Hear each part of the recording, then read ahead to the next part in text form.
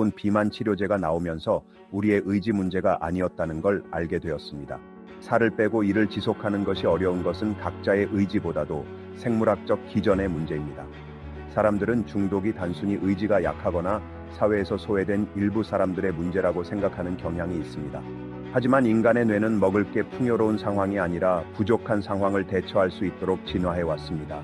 인류 역사를 보면 음식이 풍요로워진 건 얼마 되지 않았고 대부분의 시간 동안 우리 인간은 언제 또 음식을 먹을 수 있을지 보장되지 않은 삶을 살았습니다. 그래서 우리의 생물학적 시스템은 가장 달고 열량이 높은 음식을 찾도록 설계되었습니다.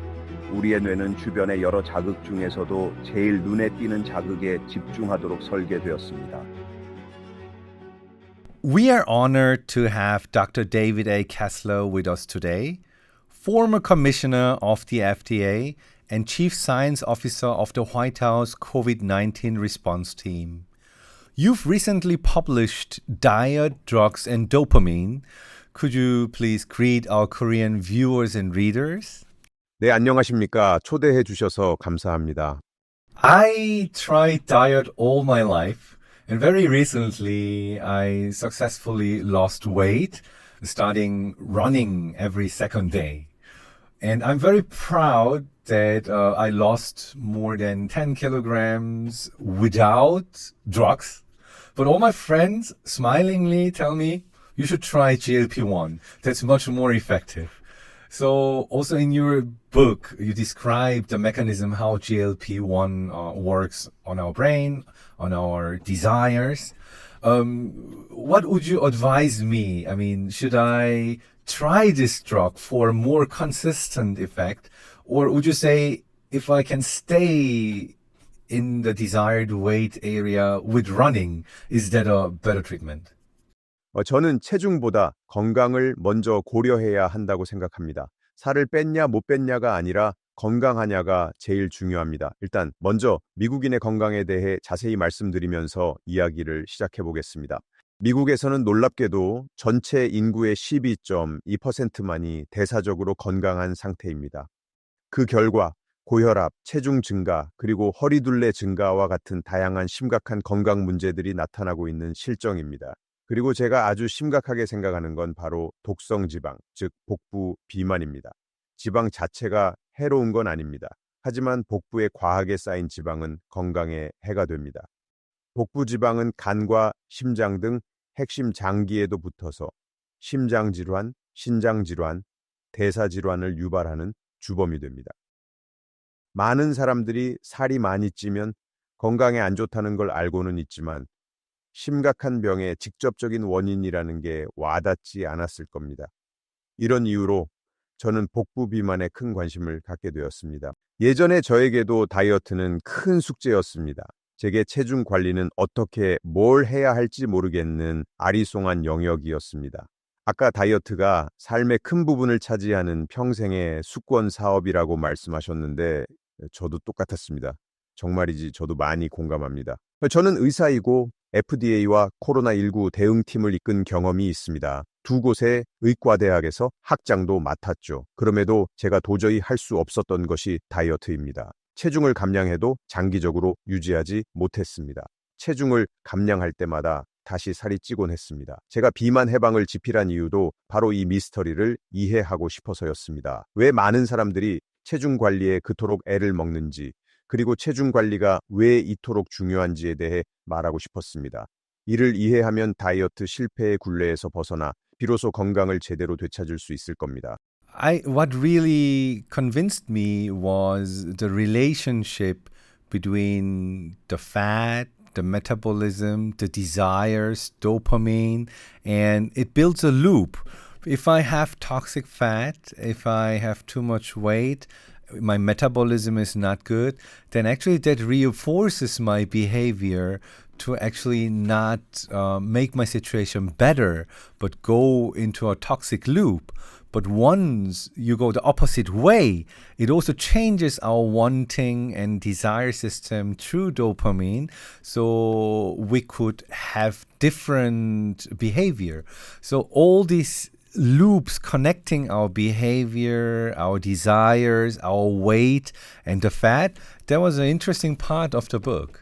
모두 다이어트에 실패한 게 의지가 약해서라고 스스로를 탓한 적이 있을 겁니다. 그동안 다이어트에 실패하는 것은 내가 약해서라고 생각했었죠. 하지만 이번에 새로운 비만 치료제가 나오면서 우리의 의지 문제가 아니었다는 걸 알게 되었습니다. 살을 빼고 이를 지속하는 것이 어려운 것은 각자의 의지보다도 생물학적 기전의 문제입니다. 중독 회로와 호르몬 회로가 함께 작용하면서 순환고리를 형성하고 우리의 행동을 유도합니다. 단순히 개인의 의지력 문제가 아니라는 것을 꼭 이해해야 합니다.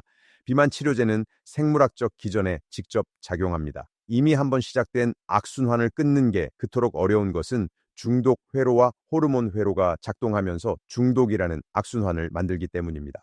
사람들은 중독이 단순히 의지가 약하거나 사회에서 소외된 일부 사람들의 문제라고 생각하는 경향이 있습니다. 하지만 인간의 뇌는 먹을 게 풍요로운 상황이 아니라 부족한 상황을 대처할 수 있도록 진화해 왔습니다. 인류 역사를 보면 음식이 풍요로워진 건 얼마 되지 않았고 대부분의 시간 동안 우리 인간은 언제 또 음식을 먹을 수 있을지 보장되지 않은 삶을 살았습니다. 그래서 우리의 생물학적 시스템은 가장 달고 열량이 높은 음식을 찾도록 설계되었습니다. 우리는 애초에 에너지 밀도가 높은 음식에 끌리도록 타고났고 가능한 높은 열량을 섭취하도록 설계되었습니다. 이게 바로 우리 몸속에 작용하고 있는 중독 회로입니다. 우리가 의지가 약해서가 아닙니다. 이 중독 회로는 우리 몸에 내재된 특성입니다. 중독은 의지가 약하거나 소외 계층만의 문제가 아닙니다. 이건 이렇게 진화했기 때문입니다. 인류 역사의 대부분은 풍요가 아닌 결핍의 시대였습니다. 언제 또다시 먹을 수 있을지 전혀 보장되지 않았죠. 그래서 우리의 생물학적 시스템은 가장 달고 에너지 밀도가 높은 음식을 찾도록 설계되었습니다. 우리의 뇌는 주변의 여러 자극 중에서도 제일 눈에 띄는 자극에 집중하도록 설계되었습니다.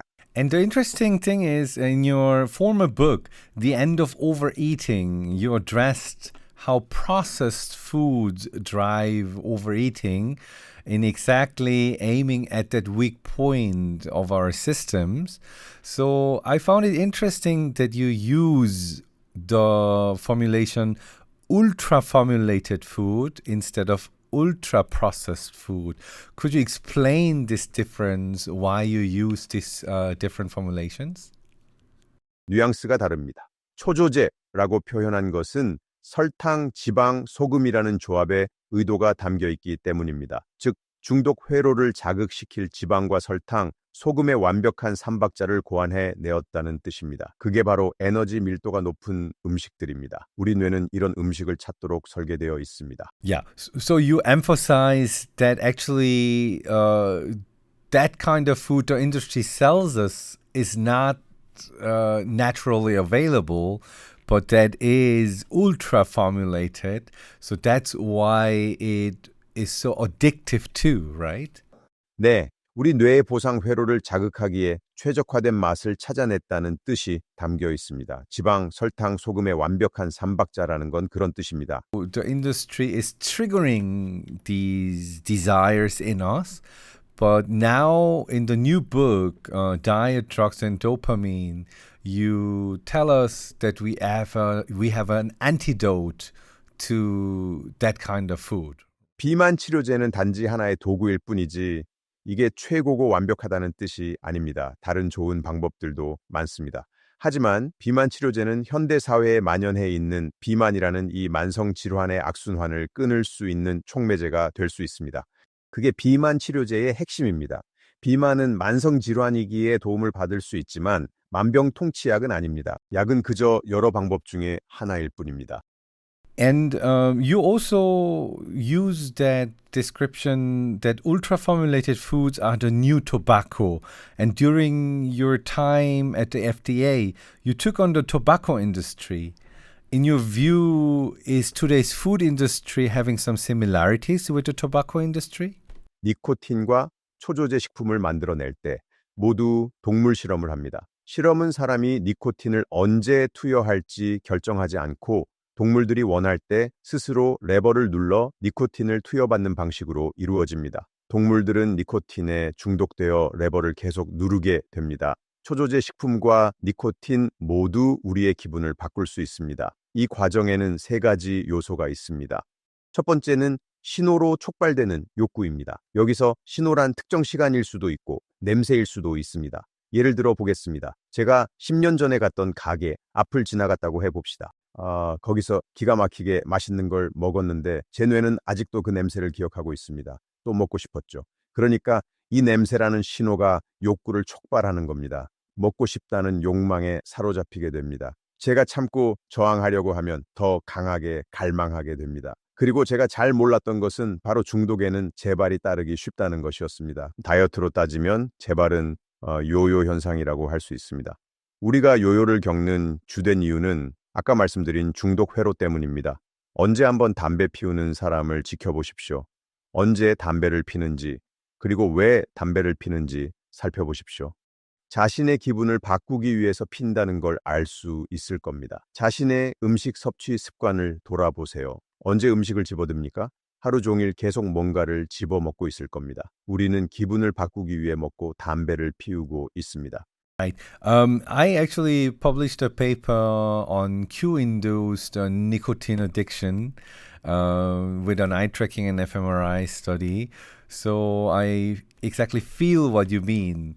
Going back when I was smoking, whenever I had a drink, I want to smoke. These days, when do I want to eat? If I'm sitting in the evening and trying to watch a Netflix movie, then I want to eat something. So certain places, environments, or certain kind of triggers are making me want food or want nicotine. 관련 뇌 영역에 대해 더 설명해 주시면 좋을 것 같습니다. 그 분야의 전문가이시니까 많은 분들이 이해할 수 있도록 설명해 주시죠. 음식을 참을 수 없거나 나도 모르게 집어들게 됐을 때 어떤 신호가 작용했는지 많은 사람들이 궁금해 하실 테니 설명해 주실 수 있나요? So a cue is can be anything, but in the environment which makes me put the attention to the object of my desire. So when you have smoking addiction patients, when they see a white pen, instead of seeing a pen, they think of cigarettes because the form is similar. So whatever color or form or a certain place reminds them of them, that could be a cue inducing craving and wanting. 한국은 지난 수십 년간 환경이 어떻게 변했습니까? 욕구를 자극하는 신호들이 곳곳에 산재해 있습니까? 미국의 경우 저희는 정말 음식 서커스 같은 환경에 살고 있습니다. 온통 그런 신호들이 사방에 가득합니다. 한국은 어떻습니까? So in Korea, obesity is increasingly a problem too. And we are surrounded by ultra formulated, ultra processed foods too. So the availability is much higher. And also, people eat not because they're hungry, but because they feel empty or they somehow want to have a positive feeling induced by eating.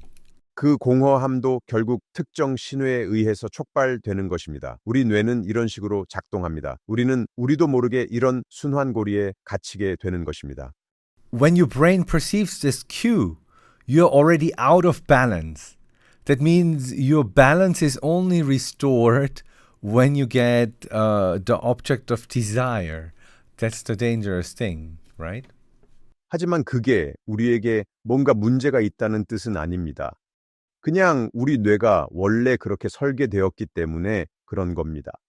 음식이 부족했던 결핍의 시대에 에너지 밀도가 가장 높은 음식에 집중해야만 생존할 수 있었던 만큼 이렇게 진화한 것은 당연한 결과입니다.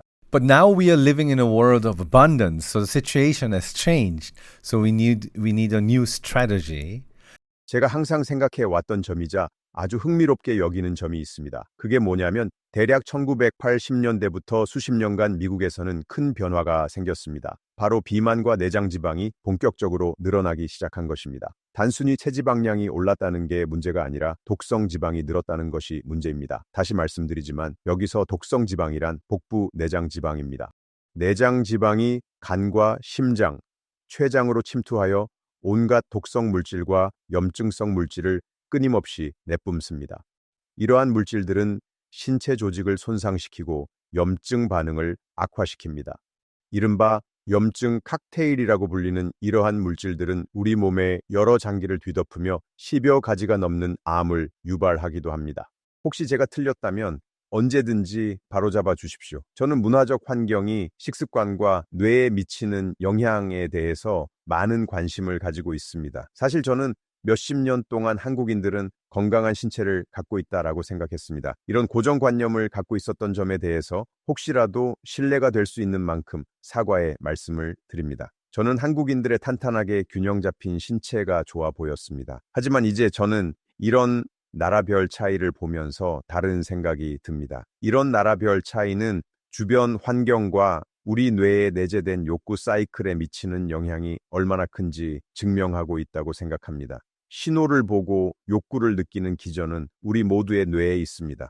주변 환경에 따라 내장 지방 비율도 영향을 받는 게 되는 것입니다.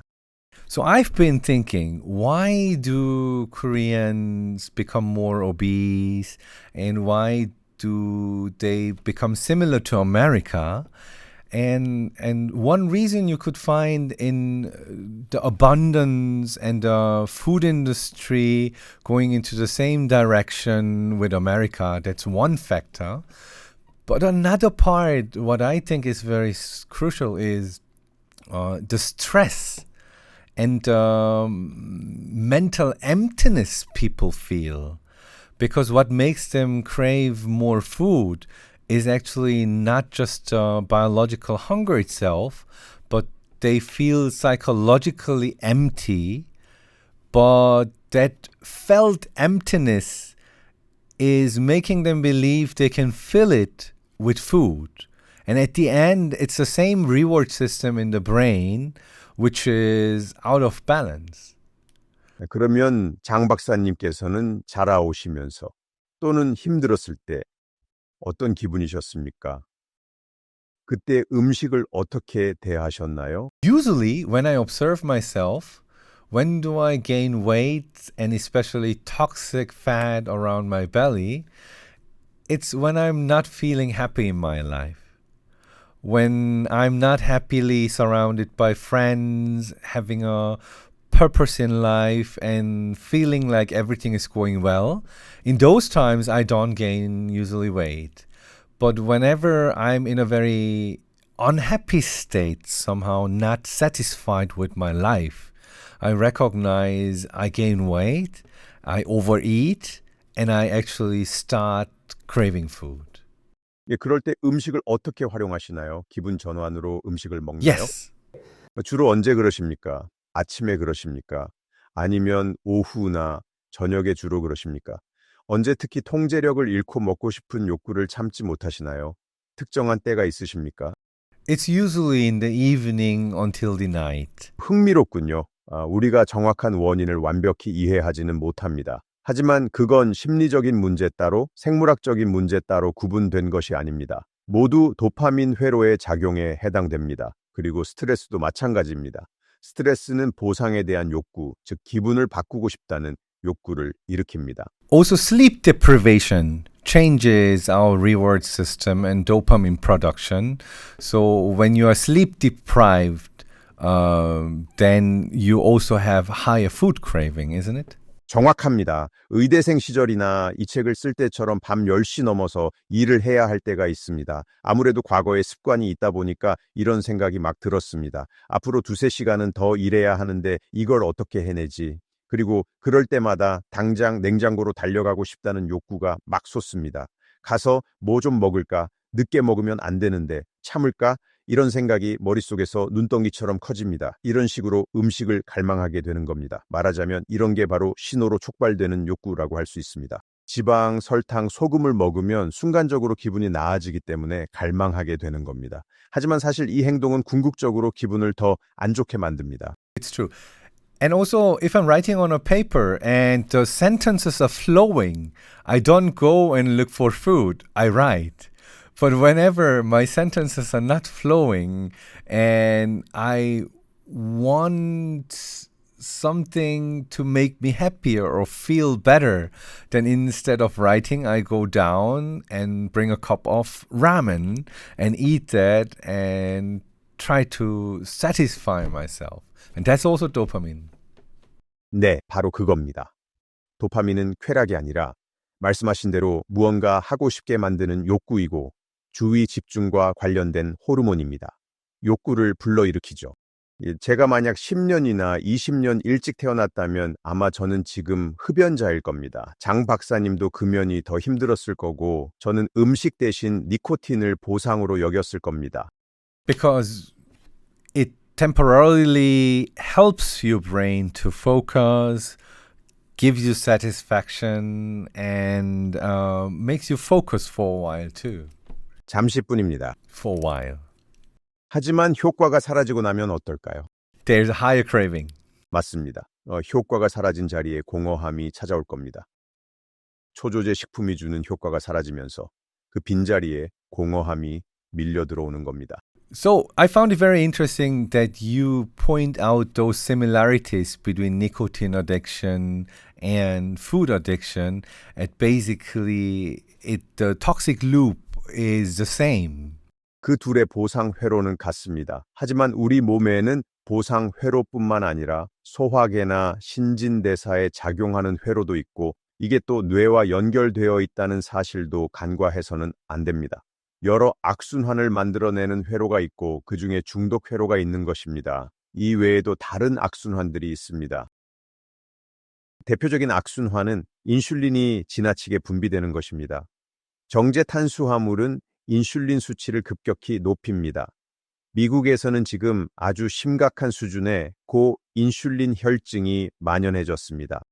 고인슐린 혈증이 있으면은 지방을 더 많이 축적하게 되고 간에도 지방이 더 많이 쌓입니다. 이렇게 되면은 결과적으로 원활한 신진대사를 저해하고 해로운 영향을 미치게 됩니다. So you have two loops. One is the wanting loop and one is the homeostasis of your body loop, right? 네, 맞습니다. 지방과 설탕, 소금은 보상 회로를 자극합니다. 보상 회로가 과하게 굳혀지면 중독 회로가 되는 거죠. 하지만 초조제 식품들도 고인슐린 혈증을 유발하는 원인이 될 수 있습니다. 그래서 이 문제가 어려운 것입니다. 고인슐린 혈증 상태가 된다는 것은 다른 말로 인슐린 저항성이 생긴다는 것입니다. 이렇게 되면 또 다른 악순환의 고리에 갇히게 됩니다. 그렇다면 문제는 과연 무엇이 이 도파민의 악순환을 끊을 수 있는가입니다. 중독성을 이겨낼 수 있을 만큼 강력한 게 있을까요? 얼마 전까지만 해도 그 중독 회로를 억제할 수 있는 것이 없었습니다. 하지만 지금은 GLP-1 기반의 약들이 있습니다. 그런데 제가 보기엔 제약회사들이 이 약에 대해 충분히 설명하지 않은 내용이 있습니다. 바로 GLP-1이 우리의 장과 부정적 자극 처리 시스템에 작용한다는 점입니다. 중독을 시키는 보상 시스템과 다릅니다. GLP-1 기반 약물들이 하는 일은 위를 통과하는 음식물의 이동 속도를 늦추는 것입니다. 음식물이 위를 통과하는 속도를 늦춰서 위에 더 오래 머무르게 하면 어떤 기분이 들겠습니까? 포만감이 느껴집니다. 이만하면 충분하다는 것입니다. 기분 좋은 상태가 되고 더 먹고 싶어지지 않습니다. 또 다른 한편으로는 더부룩하고 불쾌한 포만감도 있습니다. 명절에 과식했을 때처럼 말이죠. 거기서 더 나아가면 음식물이 넘어올 것 같이 느껴지기도 합니다. 이건 우리 몸이 독소로부터 스스로를 보호하려는 반응입니다. 장은 후뇌의 연수와 연결되어 있기 때문에 메스꺼움이 느껴집니다. 곧 토할 것 같은 느낌까지는 아니더라도 배가 터질 것 같은데 위에 음식을 더 넣고 싶지 않으실 겁니다. 스스로 조절하는 것이죠. 탈 나기 싫다. 여기서 더 먹으면 진짜 탈 날 것 같다. 라고 생각하고 음식을 먹지 않습니다. GLP-1은 이런 시스템을 작동시켜 중독 회로를 억제하는 효과를 냅니다. So we have a very effective tool now with the new discovery of GLP-1. GLP-1은 분명 효과가 있지만 만병통치약은 아닙니다. 무시할 수 없는 부작용도 있습니다. 누구에게나 효과가 있지만 그렇다고 누구나 이 약의 부작용을 견딜 수 있는 것은 아닙니다. 부정자극 처리 시스템을 자극하면서 나타나는 부작용에는 메스꺼움이나 위장장애 등이 있는데 이를 감당할 수 없는 사람들도 있습니다. 그리고 이 약은 복용하는 동안에만 효과가 나타나기 때문에 약을 끊으면 바로 효과가 사라집니다. 미국에서는 사람들이 보통 8, 9개월 정도만 복용합니다. 약을 끊으면 즉시 효과가 사라지고 체중이 다시 늘 수 있습니다. 분명 약을 평생 먹고 싶은 사람은 거의 없을 겁니다. 그래서 다양한 도구들을 가지는 게 중요합니다. 앞으로 평생 이틀에 한 번씩 달릴 수 있을 거라고 생각하시나요? I wish, but I know there may be a time I may not be able to run anymore. 그리고 달리기 싫은 날도 있지 않습니까? That's true too. 반대로 달리기를 하고 나서 기분이 좋아지는 날도 있죠. Running is painful and it makes me feel good afterwards. 제가 질문을 드린 건 달리기는 힘이 들고 시작하기 위한 결심을 해야 하기 때문입니다. 그리고 삶의 다른 일들에 치이다 보면 달릴 시간이 없을 때도 올 수 있고 그냥 정말 달리기 싫은 날도 있을 겁니다. So having a range of tool would be useful to use for different circumstances in life. 바로 그겁니다. 체중을 조절하려면 많이 달려야 합니다. 그런데 제가 사탕이나 에너지바 같은 간식을 하나 드린다고 했을 때 그 조그만 간식의 칼로리가 얼마일까요? Hands-on, but quite much, like 1 hour of running. 아마 수백 칼로리는 될 것입니다. 그래서 체중을 유지하려면 운동이 중요하다는 것을 알면서도 하기가 어려운 겁니다. 당연히 운동도 중요합니다. 하지만 동시에 다양한 도구를 갖고 있어야 한다고 생각합니다. 요즘 상황을 보면 뭔가 크게 잘못됐습니다. 또 한쪽 산업은 우리를 병들게 만들며 수십억 달러를 법니다. 다른 한쪽은 다른 쪽에서 저지른 일을 수습하며 수십억 달러를 법니다. 제 말은 이 상황은 뭔가 잘못됐다는 겁니다. 근본적인 원인을 파고들어야 합니다. 그리고 그 근본 원인은 바로 이 초조제 식품들입니다. 하지만 장 박사님께서 말씀하신 것처럼 진짜 근본 원인은 우리 뇌 속의 이 회로들입니다. 우리는 기분을 바꾸기 위해 이런 물질들을 사용하고 있는 것입니다. Noted that 67% of children's calories come from ultra-formulated food. Do you think the situation is really severe regarding childhood obesity and metabolic disorders? 이 수치는 곧 몇십 년 후에 언젠가는 우리가 도저히 감당할 수 없는 상황이 초래될 거라는 의미로 해석될 수 있습니다. 오늘날 전체 인구의 25%는 신부전을 겪게 될 수 있습니다. 30에서 40%는 당뇨병을 앓을 확률이 있고 25%는 뇌졸중을 겪게 될 수 있습니다. 이 모든 것이 해로운 내장 지방에서 비롯되는 문제입니다.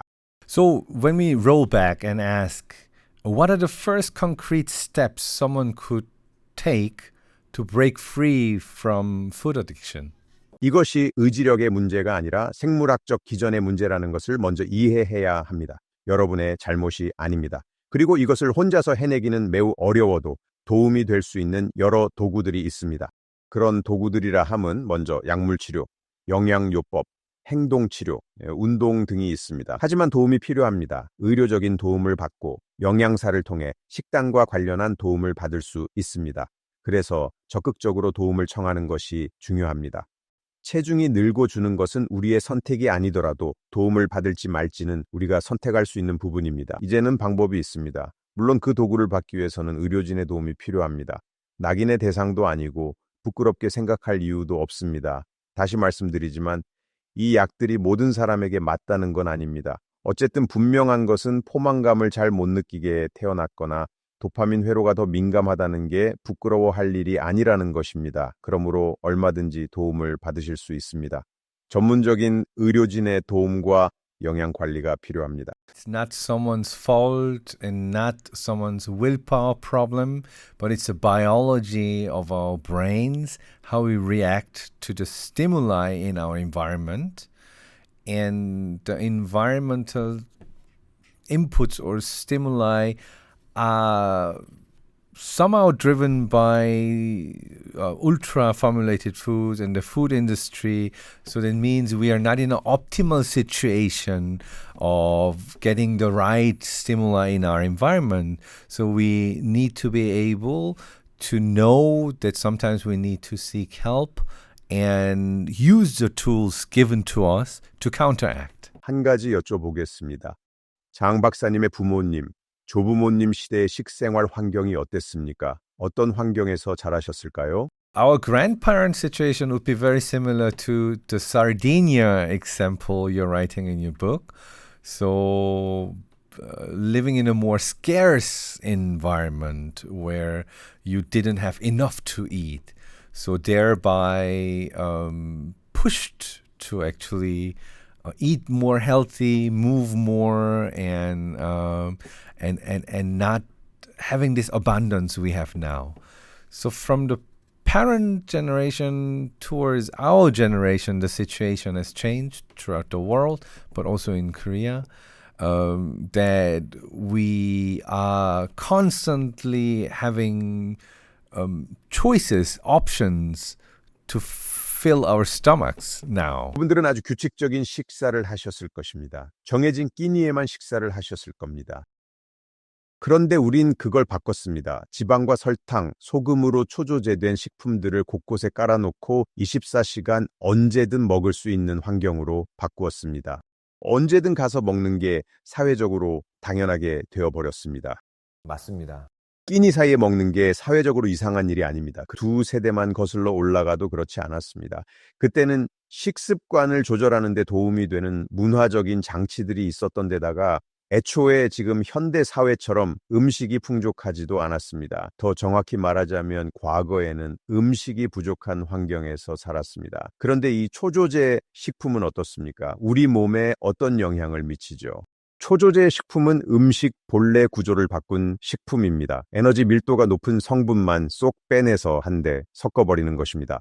그렇게 만든 음식은 순식간에 뇌로 넘어가고 뇌의 보상 회로를 확실히 자극합니다. Highly triggers the brain's reward areas, so you want that experience again, while your insulin system is not optimal in this situation. 그런데 제가 생각하는 또 다른 점이 있습니다만 한번 들어보시고 어떤지 말씀해 주십시오. 제가 보기에는 다른 인구 집단에서도 확실히 나타나는 현상입니다만 제가 알기로는 인슐린 저항성이 나타나는 기준점이 다른 것 같습니다. 어떤 유전적인 이유에서인지 한국인들은 미국인들보다 전반적으로 더 낮은 체중에서도 비만이나 인슐린 저항성이 생긴다고 들었습니다. I'm not sure about that. I need to read more papers on that. 데이터를 보시면 아시겠지만 국가마다 비만의 기준이 다릅니다. 미국에서는 BMI 30 이상을 비만으로 보지만 한국에서는 BMI 25 이상을 비만으로 정의합니다. 그 이유는 한국 사람들이 체격이 더 작다는 이유도 있겠지만 비만으로 인한 대사 질환 부담이 더 크다는 점 때문입니다. Among various approaches like low carb, low fat diets or intermittent fasting, you probably know a lot of methods of diet. Which ones do you recommend? 글쎄요. 그건 신진대사가 어떤 상태인지에 따라 다르다고 생각합니다. 만약 인슐린 저항성이 있거나 그럴 가능성이 높은 분이라면 이런 가공 탄수화물은 독이라고 생각합니다. 인슐린 저항성이 없는 분들에게는 큰 차이가 없다고 봅니다. 그냥 칼로리 문제일 뿐입니다. 이미 허리둘레에 문제가 있고 이런 해로운 대사성 지방을 가진 사람의 경우 탄수화물, 특히 이렇게 정제되고 가공된 탄수화물이 문제가 됩니다. 인슐린이 잘 듣지 않는 인슐린 저항성이 더욱 강해집니다. Studies showing positive effects of intermittent fasting. Would you recommend that diet method? 여러 방법이 있을 수 있습니다. 자신에게 맞는 방법이라면 괜찮지만 뭐든 평생 할 수는 없습니다. 앞서 말씀드린 비만 치료제들도 복용하는 동안에만 효과가 있습니다. 평생 먹겠다고 해도 아직은 장기 추적 데이터가 부족합니다. We could use lifelong treatment of GLP-1. Do you think that's the future? That all of us are going to use it as a lifelong treatment? 평생 약을 먹고 싶어 하는 사람이 과연 몇이나 되겠습니까? 특히 이렇게 비싼 약을 평생 먹는 건 현실적으로 어렵다고 봅니다. 사람들이 특히 비싼 약을 그런 식으로 사용하지는 않을 겁니다. 이 약들은 부작용을 이용해서 효과를 냅니다. 평생 동안 그런 부작용을 느끼고 싶은 사람이 있을까요? 저는 그렇지 않다고 봅니다. 그래서 약은 하나의 방법일 뿐이고 전체적인 계획을 세워야 합니다. 우리는 장기적인 계획을 세우고 여러 도구를 활용하는 것입니다. 체중의 특성을 쉽게 비유하자면 바다에 들어가는 것과 비슷합니다. 구명조끼가 있다고 해봅시다. 물에 들어가서 그 구명조끼를 수면 아래로 누르려고 합니다. 힘을 주어서 누를 수는 있습니다. 하지만 어느 순간이 되면 어떻게 될까요? 구명조끼가 다시 튀어오릅니다. 우리 몸은 생물학적으로 더 높은 체중을 유지하려고 저항합니다. 그래서 마치 구명조끼가 물 위로 튀어오르듯 우리 몸도 저항하게 됩니다. 다른 말로 중독 회로에 놓인 대사작용이 나타나는 겁니다. And also, you probably studied the drug GLP-1 quite extensively. What I find interesting is when you take this, it doesn't just take away your hunger, but people report low desire, low lust in also other areas of life. 부분적으로는 맞습니다. 아직 완전한 데이터가 있다고 보기는 어렵습니다. 제 생각엔 이 약이 약간의 메스꺼움 같은 불편함을 주는 것 같습니다. 심한 메스꺼움은 아니더라도 뱃속에 무언가 더 넣고 싶지 않게 만드는 것입니다. 금주에도 도움이 될까요? 쇼핑 중독도 치료할 수 있을까요? 그건 말씀드리기 어렵습니다. 아직 데이터가 충분히 쌓이지 않았습니다.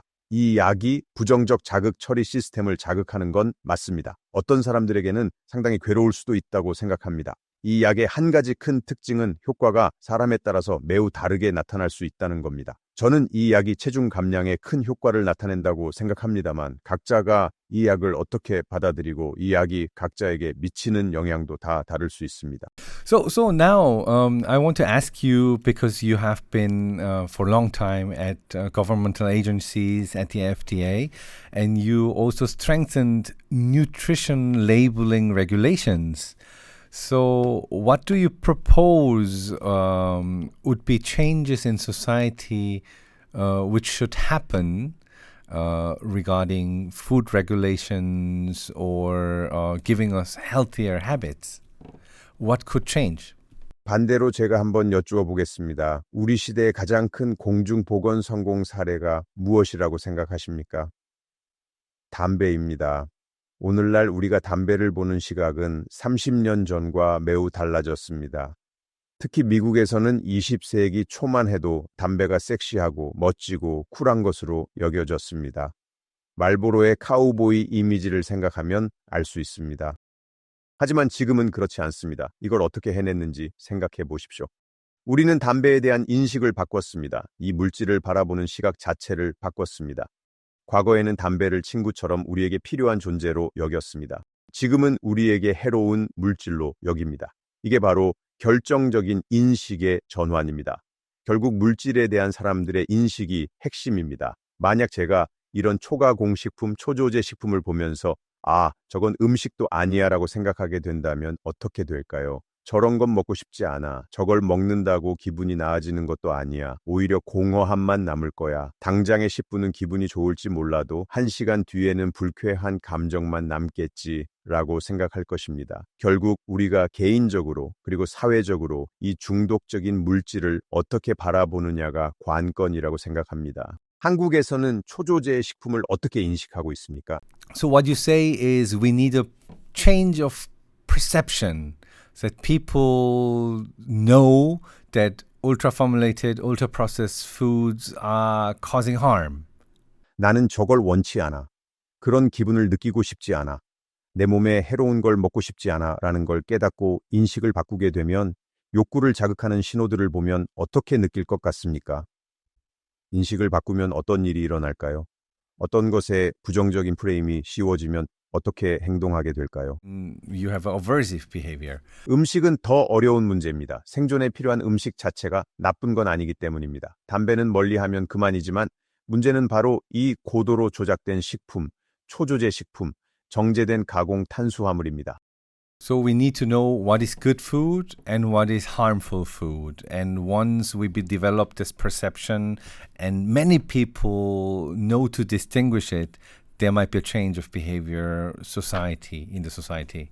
담배처럼 초가공식품 인식 전환도 가능하다고 봅니다. And do you think drugs like GLP-1 will help in that way? 약은 도구일 뿐입니다. 복용 기간 동안에는 큰 효과가 있습니다. 하지만 사람들이 평생 그 약을 복용할 거라고 생각하지 않습니다. 체중 감량에는 도움이 될 수 있지만 임상 사례가 부족합니다. 약을 먹어도 괜찮을지 끊어도 괜찮을지 만약 체중이 다시 늘기 시작하면 안전하게 약을 다시 복용할 수 있을지와 관련해 데이터가 더 필요합니다. I agree, because if we want to take it lifelong, we need more data on the side effects, what's the use gonna change in us, and we know not enough yet. 어떤 사람들은 평생 이 약을 복용하게 될 것입니다. 이를테면 당뇨 환자에겐 큰 도움이 될 수 있습니다.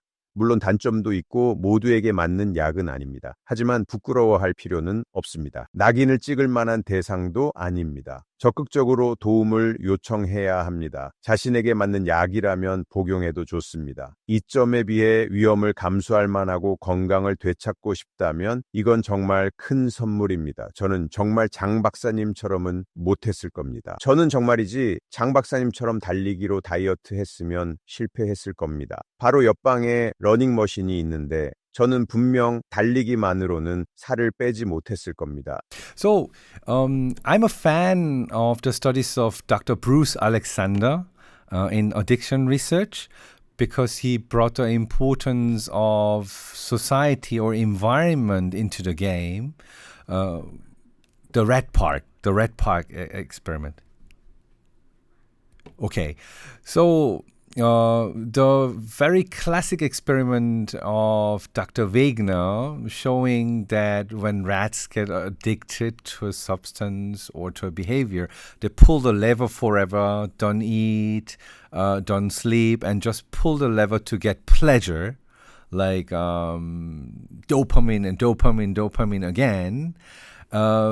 So Dr. Bruce Alexander thought the experimental setup might be wrong, because the rat is not in a happy environment. The rat has only the choice of pulling the lever or not. So how about putting the rat to a happier environment, a rat park, where the rat has friends, things to play with, good food? Would that rat still pull the lever forever and get addicted? That was the question. And the answer was, when you have a happier environment with other things to fill the void, you are not so easily addicted. You sometimes even struggle to get out of addiction by yourself.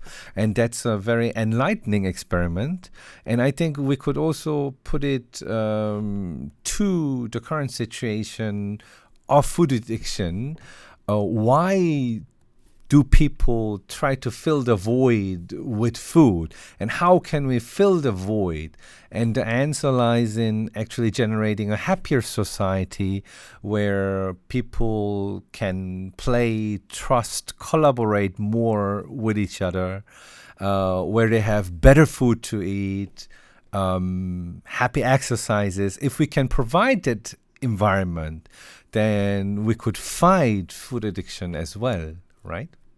그게 그 중독 회로를 없애는 걸 의미합니까? 아니면 단지 음식을 다른 무언가로 대체하는 것입니까? 중독에 대해 말씀드리자면 우리는 중독에 대해 다시 생각해 볼 필요가 있습니다. 다시 말하지만 중독은 의지가 약하거나 불우한 사람들만의 문제가 아닙니다. 우리 모두에게 내재된 부분입니다. 하지만 중독된 물질을 끊으려고 할 때 비로소 중독 회로의 힘이 드러납니다. 무언가를 계속해서 접할 수 있고 한번 끊어볼까라고 생각하기 전까지는 중독을 인지하지 못합니다. 그리고 바로 그때 갈망이 나타나는 겁니다.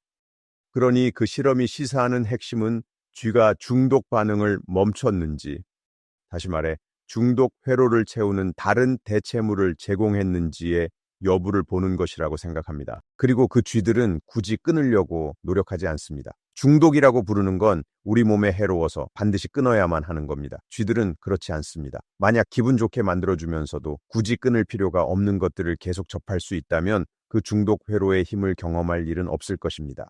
하지만 제 생각에 여전히 우리의 주의를 빼앗기고 욕구를 일으키는 신호들을 접하게 되면 저 즐거운 활동하고 싶다라고 느끼게 될 겁니다. I think that's the main point, because if something satisfies you, you can have good dopamine without causing harm. And that could be meeting friends, having healthy food, or even running. That could be also addictive, in other words, but that addiction is not causing harm. So, in substituting the harmful addictions with the harmless ones might be one answer, isn't it? 정확합니다. 바로 짚으셨습니다. 우리 뇌가 작동하는 방식, 그리고 음식 섭취, 특히 지방, 설탕, 그리고 소금이 결합된 초조제 식품이 우리 뇌와 장에 미치는 영향은 놀라울 정도로 큽니다. 미국의 의사들, 특히 심장 전문의, 신장 전문의, 내분비 전문의, 그리고 당뇨병 전문의들이 이제야 이런 음식들과 해로운 지방이 얼마나 유해하고 또 우리 건강에 직접적인 원인이 되는지를 깨닫기 시작했습니다. 특히 우리 아이들을 생각해야 합니다. 아동 비만이 증가하고 있는데 성장기의 비만은 평생토록 영향이 지속됩니다. 일단 한번 초조제 식품에 대한 강한 욕구를 일으키는 회로가 뇌의 자리를 잡게 되면 우리가 스트레스를 받거나 공허함을 느낄 때마다 무의식적으로 위안을 얻기 위해 먹었던 그 음식이 선명하게 떠오릅니다. 그리고 그 음식을 떠올리거나 실제로 보게 되면 뇌는 단기적으로 기분을 나아지게 하려고 자동적으로 그 음식을 갈망하게 만듭니다. So basically, drugs, diet, drugs, and dopamine. The main message here is all humans who lived in scarcity want to be happy, want to fill the void. That's biological. But when we fill that with ultra processed, ultra formulated food, it actually makes us victims of addiction. It makes the situation of our whole body, insulin, our metabolic systems worse. So we should look at the cause, at the dopamine system, and try to provide us with not harmful substitutions. 아주 명쾌하게 정리해 주셨습니다. 그리고 우리가 자초하는 일이며 이것이 불러올 결과는 정말 심각할 겁니다. 가장 중요한 것은 우리가 건강을 되찾을 수 있다는 사실입니다.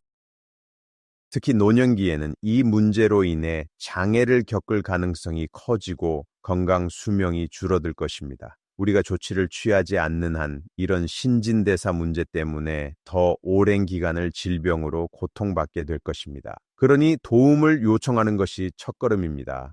혼자서는 절대 할 수 없는 건 아니지만 언제든 건강을 되찾기 위해 도움을 구할 수 있다는 겁니다. So don't blame yourself, understand your biology, and live healthier and happier. That's the message you want to send. 네, 그렇습니다. Thank you for providing us with the knowledge and possible tool sets and solutions. Thank you for writing this book. I think our Korean readers and viewers will enjoy reading this book very much. And I hope we can change the whole society for better by changing perceptions. 감사합니다. 정말 친절하십니다. Thank you for the interview, and I learned a lot. I wish you healthy and happiness too. 저도 같은 마음입니다. 감사합니다.